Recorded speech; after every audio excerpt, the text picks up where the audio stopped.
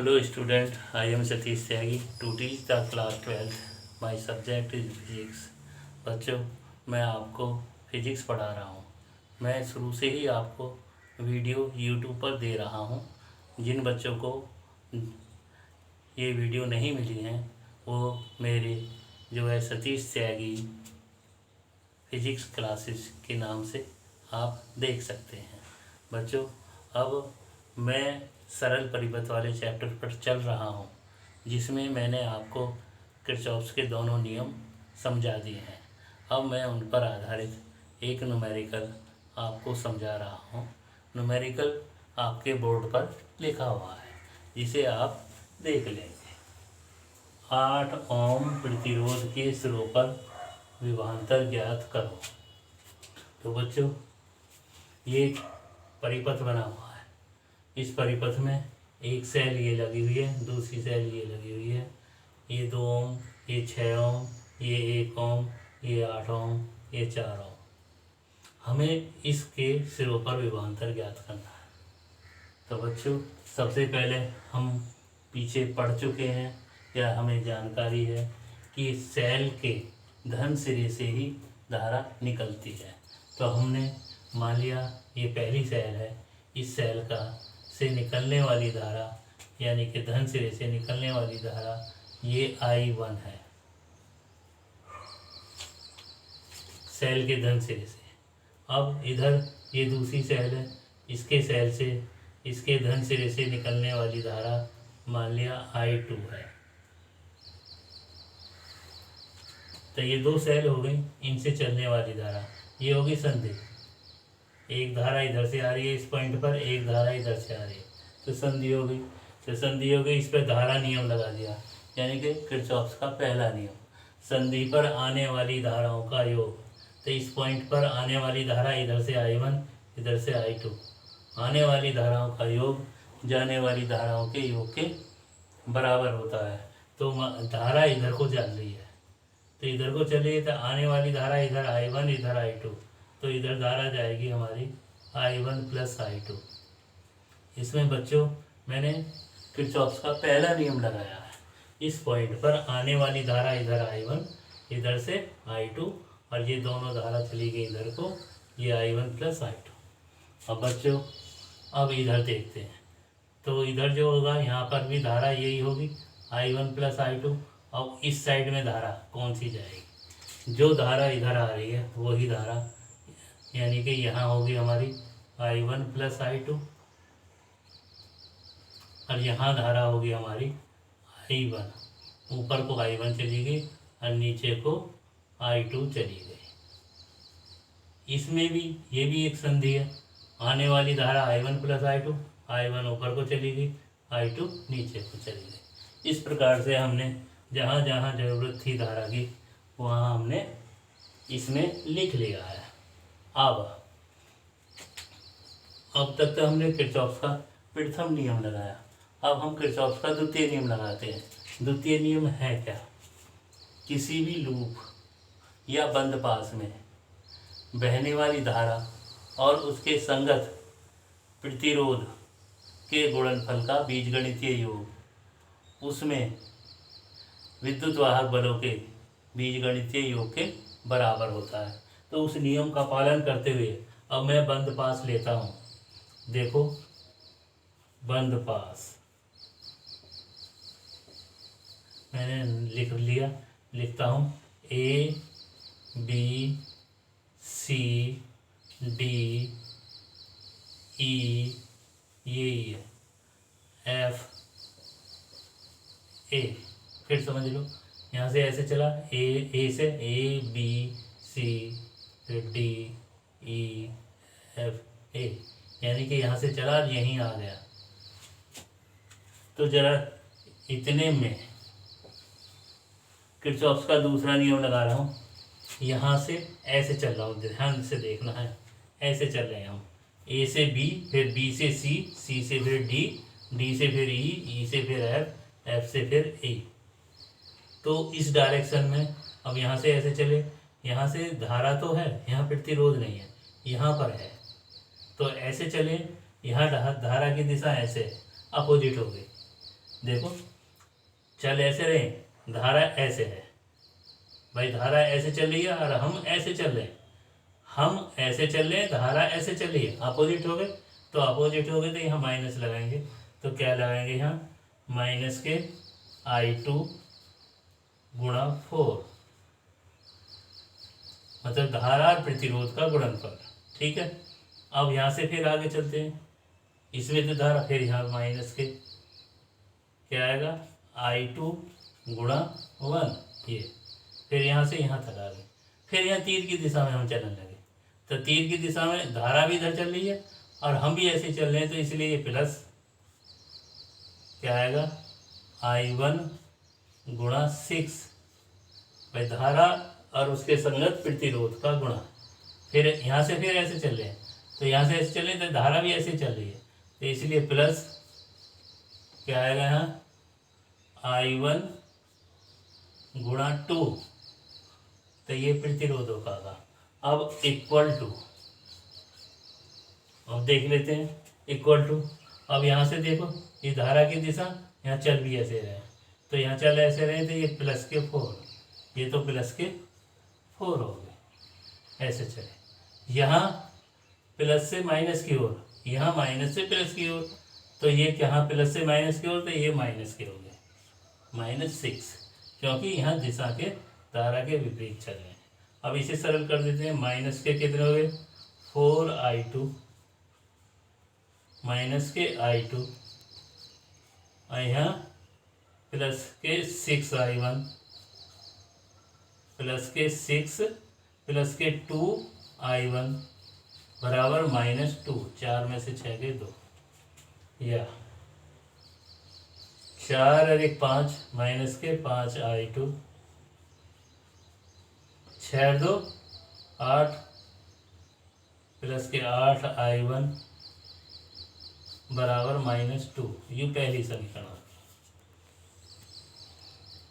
अब बंद पास एक और ले लेते हैं, कोई सा ले लेते हैं, बंद पास ABEFA में, तो लिखता हूँ मैं बंद पास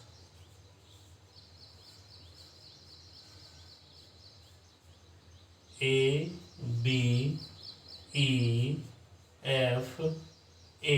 में, ABEFA ये बन गया, ये बन गया ना। तो इस बंद पास में, इसमें फिर ऐसी धारा और उसके संगत प्रतिरोध, यहाँ तो धारा तो है, प्रतिरोध नहीं है, यहाँ पर देखेंगे, यहाँ पर धारा और प्रतिरोध है, तो क्या लिखेंगे यहाँ I1 प्लस I2 इंटू 8 की धारा और प्रतिरोध की गुणा, क्योंकि धारा ऐसी चल रहे हैं, धारा की दिशा में हम चल रहे हैं, और इसलिए ये प्लस का हो गया। ठीक है, अब आगे यहाँ से फिर ऊपर को चल दिए, तो प्लस के यहाँ क्या हो गए 6I1, यानी कि I1 गुणा 6 प्लस I1 गुणा 2, I1 गुणा 2 बराबर। अब इस पास में केवल एक ये सेल जुड़ी हुई है, और ये सेल की डायरेक्शन धारा की डायरेक्शन में है, इसलिए जो है यहाँ =4, केवल एक सेल जुड़ी हुई है, यहाँ ऋण से धन की तरफ चल रहे हैं, तो इसलिए ये हो गया। अब इसे सरल कर देते हैं, क्या आ गया 8I1 प्लस 8I2 प्लस 6 और 2 प्लस 8, डायरेक्ट लिख देता हूँ 8I1 बराबर 4। फिर इसको आगे कर देते हैं, या 8I1 ये और 8 ये, तो 16I1 प्लस 8I2, देख लेंगे 8I2 इक्वल टू 4। ये सेकेंड इक्वेशन होगी बच्चों। हमें I1 I2 के मान निकालने हैं, इसलिए 2 इक्वेशन ही काफ़ी है। तो जरूरी नहीं है कि मैं इस बंद पास को ले, मुझे तो केवल 2 इक्वेशन बनानी थी, तो मैंने एक इससे बना ली, एक इससे बना ली। आप कोई से इसे बना सकते हैं 2 इक्वेशन, आप इससे भी बना सकते हैं, आप इससे भी बना सकते हैं। एक इक्वेशन इससे बन गई, एक इक्वेशन इससे बन जाएगी। तो ज़रूरी नहीं है कि तीनों इक्वेशन हम बनाएं, हमें तो I1 I2 के मान निकालने हैं, तो ये 2 इक्वेशन से निकल आएंगे। अब बच्चों यहाँ देखते हैं, देखो समीकरण 1 में 8I1 है और यहाँ 16I1 है, तो बराबर करना है। तो समीकरण 1 में 2 की गुणा करके तो लिखते हैं समीकरण 1 में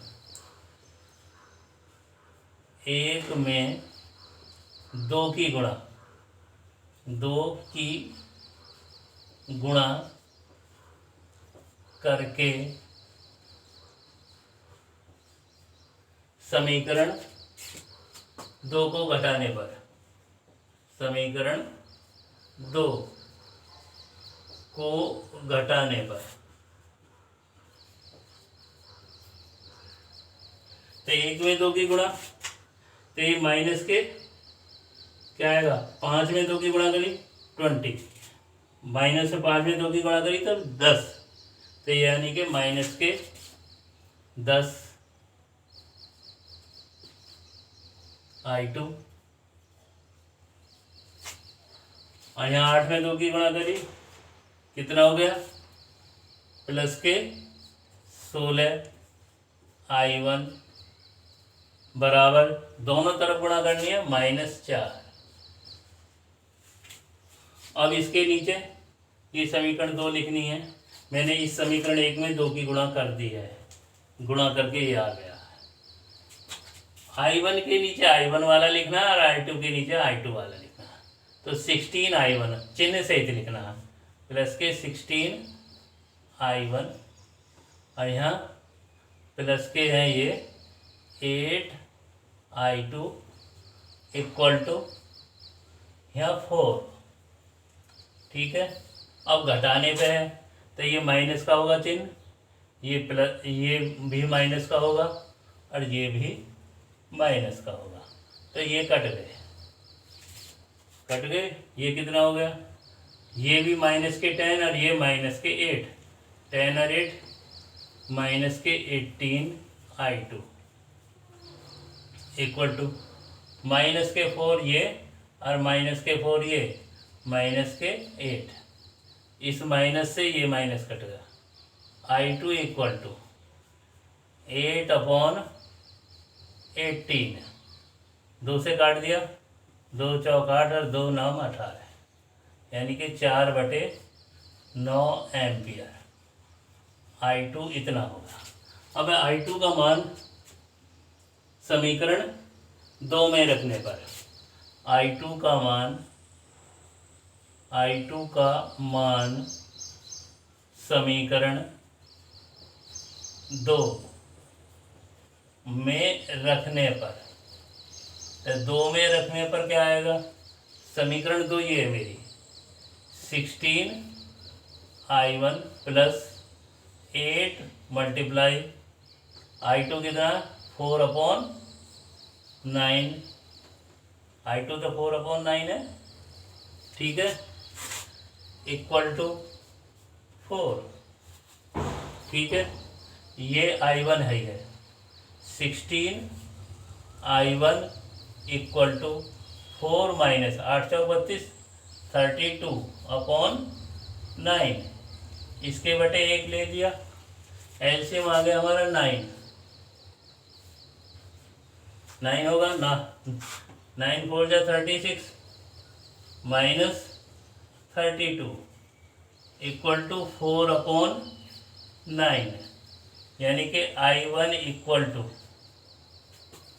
इक्वल टू 4/9 और नीचे मल्टीप्लाई 16, 4 से 16 गया 4 टाइम 1/36। ठीक है, ये आ गया इतने एम्पियर। अब है हमें 8 ओम के सिरों पर विभवांतर, तो 8 ओम के स्वरूप विभवांतर का V बराबर IR होता है, तो धारा गुणा प्रतिरोध।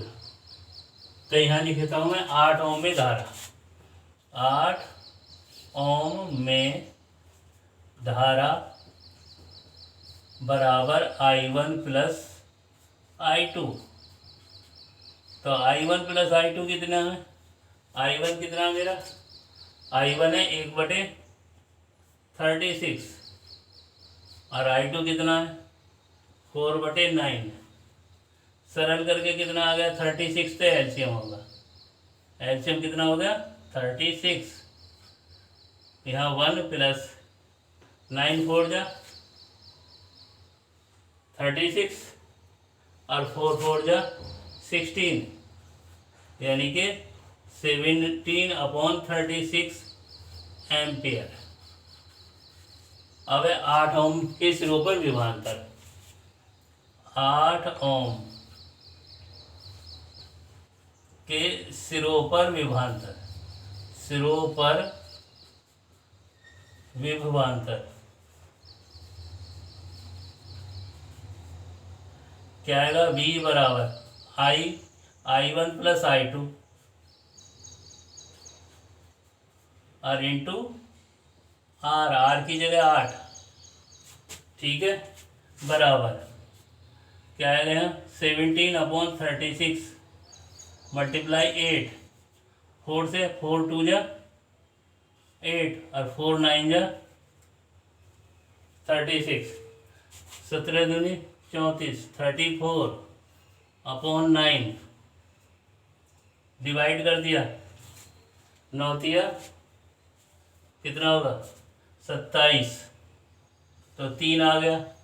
देखो यहाँ कर देता हूँ भाग, 34 में 9 का 9 तिया 27, बचे कितने?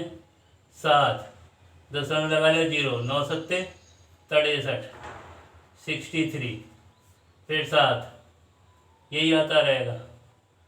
तो मैं यहाँ 8 लिख देता हूँ, तो बराबर 3.78 वोल्ट आंसर।